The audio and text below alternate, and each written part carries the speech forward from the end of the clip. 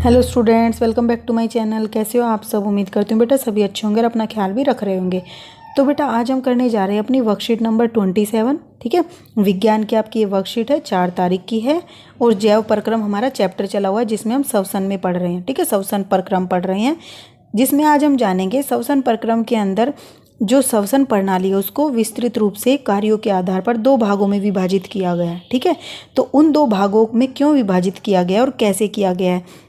तो बेटा श्वसन जो प्रणाली है वो 2 भागों में विभाजित है। ठीक है, ये हमने पढ़ लिया। तो वो कैसे विभाजित है? एक जो हुआ बेटा वो क्या करता है, वायुमंडल से सारी एयर को कहाँ तक लेकर आता है, हमारे फेफड़ों तक लेकर आता है। ठीक है, ओके।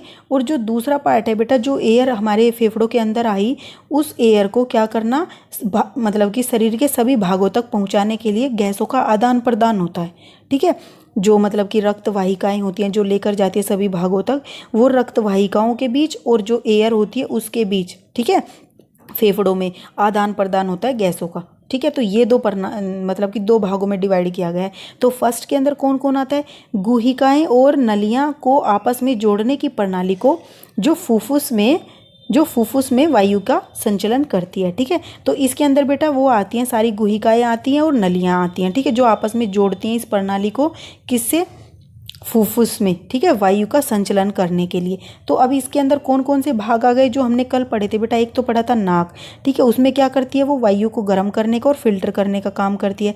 ग्रसनी जो होती है वो क्या करती है, वायु के लिए मार्ग होता है एक तरीके का। ठीक है, जो श्वास नली की ओर जाता है बेटा, ये ग्रसनी वाला जो मार्ग था वो क्या था, हमारे खाने के लिए और हमारे मतलब कि जो हम सांस लेते हैं उसके लिए एक ही था। हमने कल ही पढ़ा था कि इस तरीके का होता है, जैसे यहाँ से वायु आ रही है, यहाँ से खाना आ रहा है, यहाँ पर ये कॉमन पार्ट होता है। जैसे कई रोड भी तुम देखते होंगे तो क्या होते, कॉमन हो जाते, फिर से डिवाइड हो जाते हैं आगे जाकर। ठीक है, तो फिर से क्या होती है, ये खाने का हो गया और ये क्या हो गया, हमारी श्वास नली का फिर से।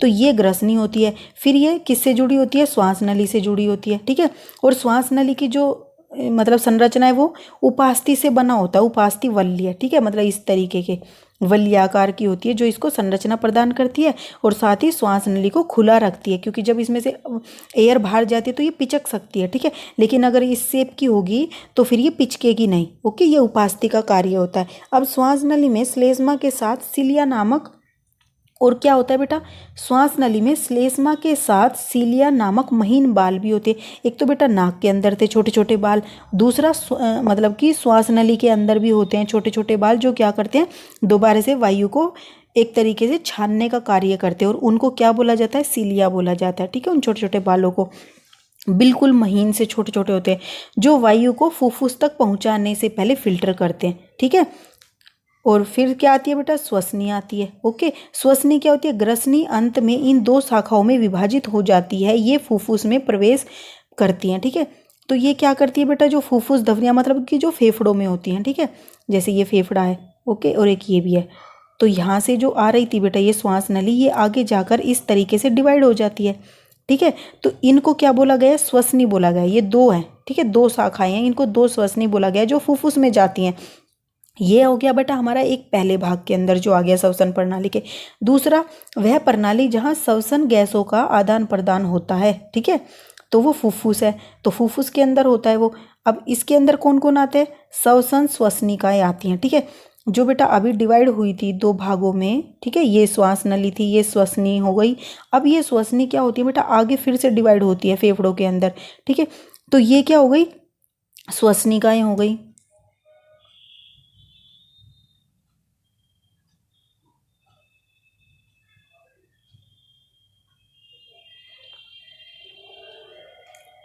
तो ये क्या हो गई बेटा, श्वसनिकाएं हो गई। ठीक है, अब फुफ्फुस का सबसे संकीर्ण वायुमार्ग जो फुफ्फुस की सतहों तक पहुंचा, देखो, फुफ्फुस का वह सबसे संकीर्ण वायुमार्ग जो फुफ्फुस की सतहों तक वायु को पहुंचाते हैं। ठीक है, ये क्या करते हैं, फुफ्फुस की सतह तक वायु को पहुंचाने का कार्य करते हैं। ठीक है, तो ये क्या नाम है, बहुत ही ज़्यादा संकीर्ण होता है, बहुत ज़्यादा पतला होता है, जिसमें से कार्बन डाइऑक्साइड जो होती है वो बाहर आती है और ऑक्सीजन जो होती है वो जाती है। ठीक है, कूपिका वाहिना, फिर इससे बाद आती है बेटा कूपिका वाहिनी। ठीक है, कूपिका वाहिनी क्या है, जो कूपिका तक, कूपिका क्या थी बेटा, फेफड़ों में हमने बिल्कुल लास्ट वाला पार्ट देखा था। तो ये वाहिनी कूपिकाओं तक जाती है, इनको कूपिका वाहिनी बोला जाता है, जो वायु को यहाँ तक लेकर जाती है, इस कूपिका तक। ठीक है, छोटी शाखाओं का एक नेटवर्क जो श्वसनी से फुफ्फुस तक और अंततः कूपिका कोश में पहुंचता है। ये कूपिका कोश है, ठीक है, जहाँ पर कूपी मतलब कि वायु होती है। ओके, और ये जो नलियाँ यहाँ तक आ रही है इनको बोला गया कूपिका वाहिनी, ठीक है। अब कूपिका क्या होता है बेटा? कूपिका फुफ्फुस में कार्यात्मक श्वसन इकाइयाँ जहाँ गैस और ऑक्सीजन और कार्बन डाइऑक्साइड का आदान प्रदान होता है, कूपिका होती है, ठीक है। कूपिका क्या करती है? सतह प्रदान करती है जहाँ पर क्या होता है, गैसों का आदान प्रदान हो पाता है। ओके, तो ये दो भागों में इस तरीके से डिवाइड हुई। अब यहाँ पर तुम्हें बेटा डायफ्राम का जो गति है वो दिखाई गई है, और पसलियों की कि सांस लेते और छोड़ते वक्त कैसे होता है। ये सांस लेने में क्या करते हैं बेटा? ऑक्सीजन युक्त वायु को हम अंदर लेते हैं। यह पसलियों से जुड़ी मांसपेशियों के संकुचन के कारण होता है। तो हम वायु को अंदर कैसे ले पाते हैं? जो हमारी पसलियां ये तुम्हें दिख रही हैं, इनके साथ कुछ मांसपेशियां जुड़ी होती हैं, ठीक है। तो उनके अंदर क्या होता है? संकुचन होती हैं, वे सिकुड़ती हैं, एक तरीके से का खिंचाव उत्पन्न होता है, ठीक है। तो इससे क्या होती है? पसलियाँ क्या होती हैं? फिर ऊपर की तरफ उठती हैं, ठीक है। और डायफ्राम जो होता है वो नीचे की तरफ जाता है। क्यों? क्योंकि इसमें क्या हो रहा है? वायु अंदर आ रही है, तो वायु इसको क्या करेगी? नीचे की तरफ धकेलेगी, ठीक है। इसलिए वक्सीय गुहा के अंदर दबाव कम हो जाता है, और इससे वक्सीय गुहा के अंदर दबाव कम हो जाता है और फेफड़ों के अंदर वायु चली जाती है, ठीक है। और फेफड़ों के अंदर वायु आ जाती है, ठीक है। क्योंकि ये डायफ्राम जब नीचे आता है तो इससे दबाव कम हो जाता है इसके अंदर, और दबाव कम होने की वजह से उस दबाव को पूरा करने के लिए ये वायु अंदर आ जाती है, ठीक है। फिर सांस छोड़ना होता है बेटा। सांस छोड़ने में क्या होता है कि जो CO2 युक्त जो मतलब कि वायु होती है उसका निष्कासन होता है फेफड़ों से बाहर। तो यह पसलियों से जुड़ी मांसपेशियों के शिथिलीकरण के कारण होती है। तो अब जो पहले मांसपेशियां सांस लेते वक्त सिकुड़ी थी, तो वो क्या करेंगी बेटा? रिलैक्स होंगी। जैसे वो रिलैक्स होंगी तो उससे क्या होएगा? पसलियाँ हमारी क्या होंगी? नीचे की तरफ बैठेंगी, ठीक है। और उससे क्या होएगा? अंदर फिर से क्या होगा? दबाव बढ़ेगा, जो क्या करेंगे? उसको बाहर की तरफ धकेलेंगे जो वायु थी, ठीक है। और डायफ्राम जो गुंबद के आकार का था वो क्या हो जाएगा? नीचे की ऊपर की तरफ जाएगा। क्यों? क्योंकि वायु को उसने बाहर की तरफ धकेल दिया। इससे वक्ष गुहा का आयतन कम हो जाएगा, क्योंकि पहले देखो नीचे तक बढ़ गया था वक्ष गुहा, ये पूरी, ठीक है। ये पूरी ही क्या है? वक्ष गुहा बोलते हैं इसको। इसका आयतन बढ़ गया था क्योंकि ये जो डायफ्राम यहाँ था इसने इतनी जगह और घेर ली थी, लेकिन अब ये फिर से वापस वहीं चला गया, तो इसका क्या होगा? आयतन कम हो गया फिर से, और वायु का दबाव क्या हो गया? कम हो जाता है। ये दोनों में वायु का दबाव कम हो जाता है, ठीक है। क्योंकि वायु का दबाव कम होगा तभी उस कमी वाली वायु के दबाव की जगह पर दूसरी वायु आएगी, ठीक है। तो फेफड़ों से बाहर वायु और इससे क्या होता है? फेफड़ों से बाहर वायु निकल जाती है फिर, ठीक है। क्योंकि जो दबाव है वो बाहर की तरफ कम होने लगता है, तो फिर वायु वहाँ जाने लगती है।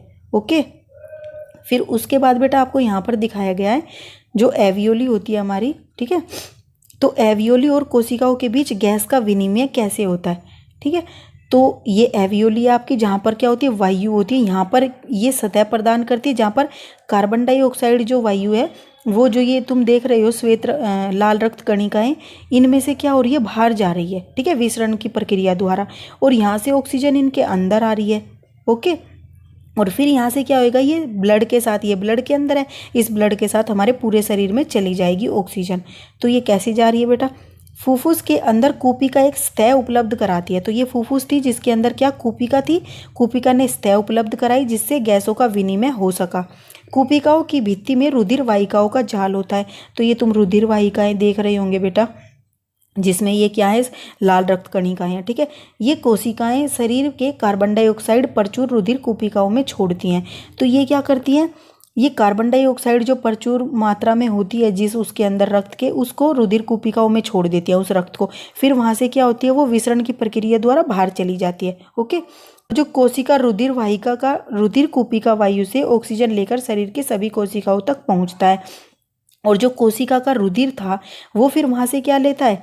ऑक्सीजन युक्त, मतलब कि उसको लेता है, ऑक्सीजन ले लेता है, ठीक है, ऑक्सीजन युक्त वायु से, और उसको सभी भागों तक ले जाता है। जैसे जैसे जंतुओं के शरीर का आकार बढ़ता है तो अकेला विसरण दाब शरीर के सभी अंगों तक ऑक्सीजन पहुंचाने के लिए अपर्याप्त होता है। तो ये अभी तक तो विसरण प्रक्रिया द्वारा हो रहा था, लेकिन जो बड़े बड़े, मतलब कि बड़े बड़े शरीर के जंतु होते हैं उनके अंदर विसरण प्रक्रिया द्वारा पूरी ऑक्सीजन की पूर्ति नहीं हो पाती, ठीक है। तो उनके अंदर क्या होता है?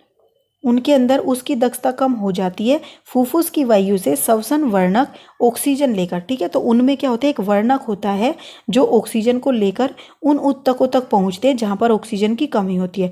और मानव में जो वो वर्णक होता है वो हीमोग्लोबिन बोला जाता है।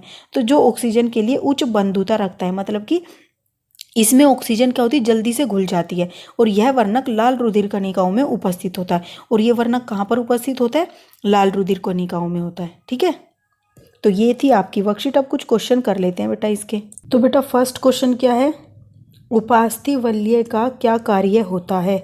तो उपास्थि वलय का क्या कार्य होता है, हमने अभी पढ़ा था बेटा कि उपास्थि वलय क्या होती है।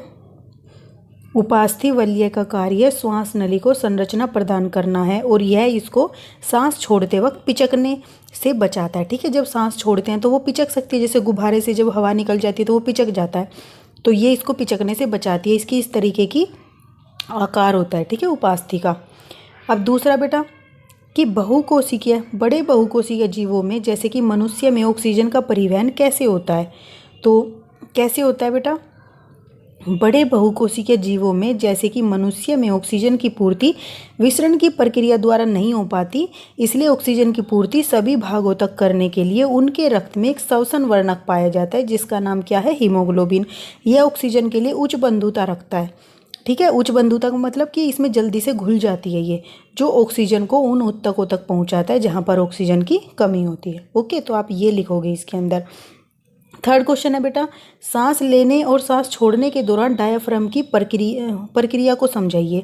तो सांस लेते और छोड़ते वक्त डायाफ्राम के साथ क्या होता है, तो आप कैसे लिखोगे, आपको लिखना है सांस लेते वक्त, आपको ये लिखना है वर्ड सांस लेते वक्त, फिर उसके बाद क्या करोगे, यहाँ से करोगे सांस लेते वक्त डायाफ्राम समतल हो जाती है जिससे वक्षीय गुहा का आयतन बढ़ जाता है, इसलिए वक्षीय गुहा के अंदर दबाव कम हो जाता है और फेफड़ों के अंदर वायु चली जाती है। ठीक है, फिर सांस छोड़ते वक्त के लिए क्या लिखोगे, सांस छोड़ते वक्त फिर यहाँ से लिखना है डायाफ्राम गुंबद के आकार का हो जाता है, इसलिए वक्षीय गुहा का आयतन कम हो जाता है, वायु का दबाव कम हो जाता है। ठीक है, और फेफड़ों से वायु बाहर निकल जाती है।